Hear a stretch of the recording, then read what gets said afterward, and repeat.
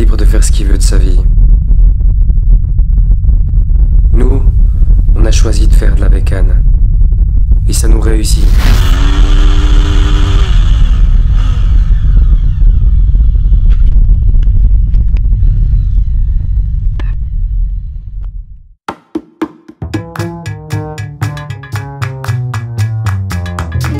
Hey, salut toi, c'est Ludo, ça roule? Oh, bon d'accord, le début c'était un peu cliché, mais bon, j'aime bien. En plus, c'est pas moi qui fais le beurre. Cette fois-ci, je t'emmène sur les routes de mon road trip. J'étais pas tout seul. Tu vas mieux connaître ma bande de potes. Des gars top avec qui j'ai grandi. En moyenne, on se connaît depuis plus de 10 ans. Comme je l'ai dit sur Insta, j'ai dû faire des choix. Il y avait beaucoup de scènes et je voulais toutes les mettre. Puis j'aimerais bien que ça soit quand même un souvenir de mes vacances. Elle se fera en 2 parties. Et voilà la première.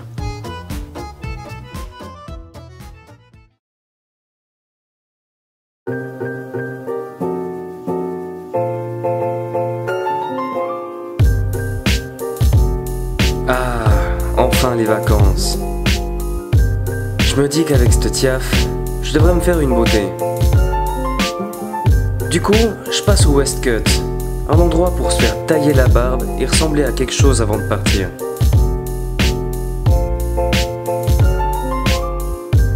En plus, ils sont cool, déjà au niveau du prix, mais aussi parce que c'est une bande de potes à eux tout seuls.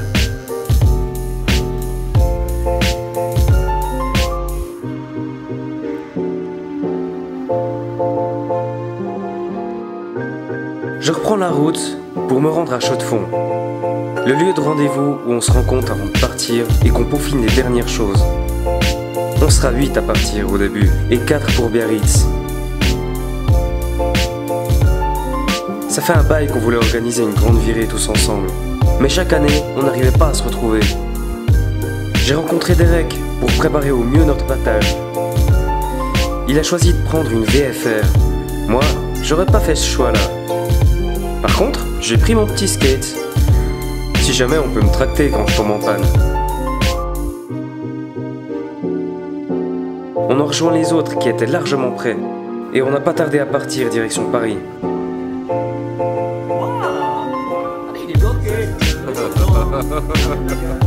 Trêve de bavardage. On monte sur les bécanes et on s'arrache. On essaye une première fois de parer les cardos, mais sans y arriver. On est parti tôt pour arriver tard à l'hôtel, sans compter les moultes arrêts pipi ou essence. Mais on a toujours gardé une demi-heure de pause, ce qui nous a retardé, mais qui nous donnait toujours le sourire.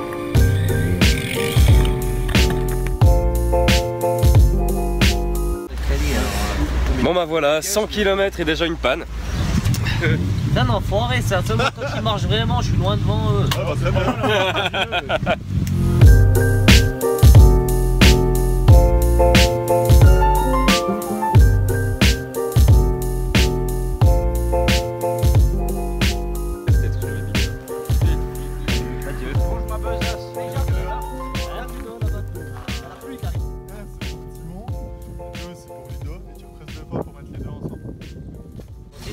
Non, je dois quand même le dire. Ça fait 6 heures qu'on roule, ça fait 6 heures qu'on essaye de parer les cardos, on n'y arrive pas. Même avec un spécialiste Swisscom. Salut, moi c'est Ludo. J'arrive à 2. Ça a marché au début. À Paris, on rêvait que d'une chose, une bonne bouffe entre potes et surtout une grande bière pour fêter notre arrivée.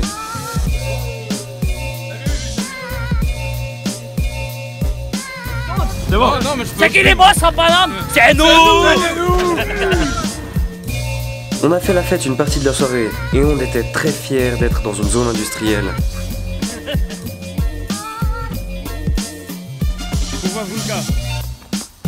On a pris une bière, puis une autre, et encore une autre.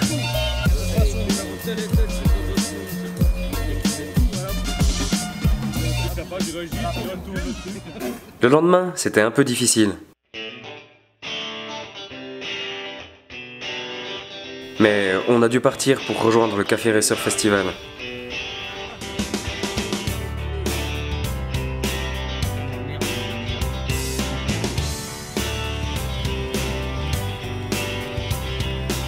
En fait, se retrouver entre potes dans un lieu inconnu est tellement magnifique.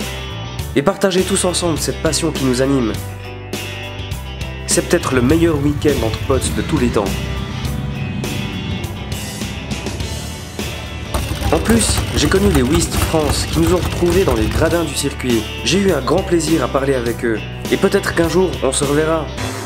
On a vu des bécanes d'enfer moulées pour la vitesse. Et d'autres moulées pour la terre.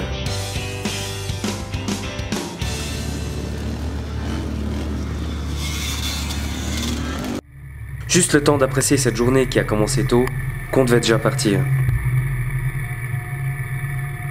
Je me suis dit que ça vaudrait le coup d'aller voir ma famille et de visiter Paris avec ma bécane. Alors, j'ai pris le périph' pour la première fois. Et maintenant, je peux vous dire que c'est tout aussi dangereux que les routes de Milan, mais avec une seule différence. Ils insultent en français.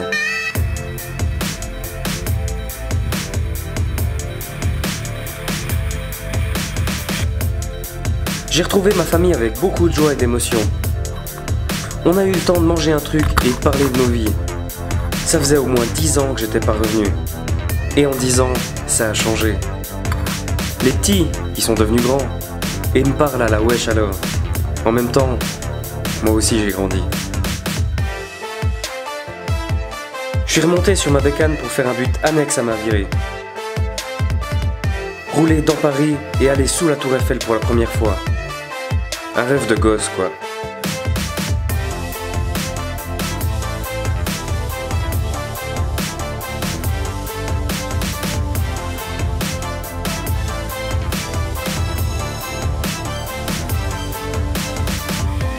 Tout ça pour rentrer à 1h du matin et faire la fête.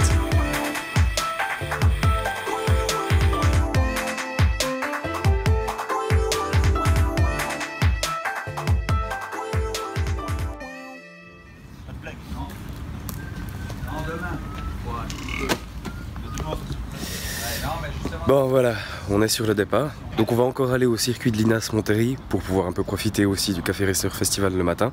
Et après on va se diviser en 2 groupes, 4 personnes qui vont partir en Suisse. Et nous on va continuer notre route sur Biarritz. Départ pour un petit déjeuner hot dog et revisiter les exposants pour voir les machines qu'il n'y avait pas samedi.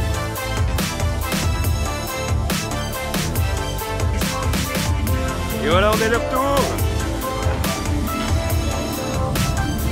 C'était tellement bien qu'on aurait voulu rester toute notre vie. Le festival était vide. En même temps, il était 9h du matin.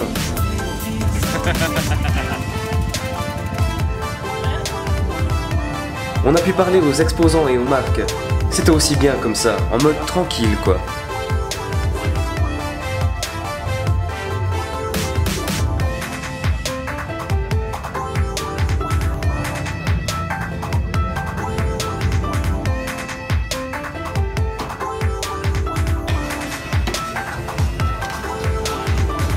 On a fini le week-end avec 0 casse. Et des souvenirs qui deviendront des vieux dossiers le temps d'une vie. Et qu'est-ce que c'était cool ce ride. Merci les mecs.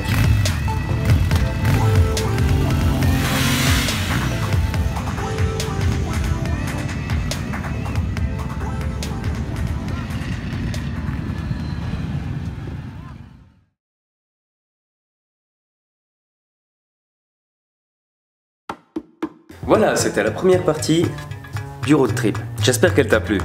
C'est vrai que le Café Racer c'était bien en soi, mais c'était sans connaître la Wheels and Waves.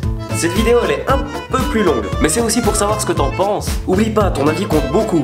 Je commence pas mal à mettre des choses sur Facebook et sur Insta. Si jamais jette-y un œil, c'est pas si mal.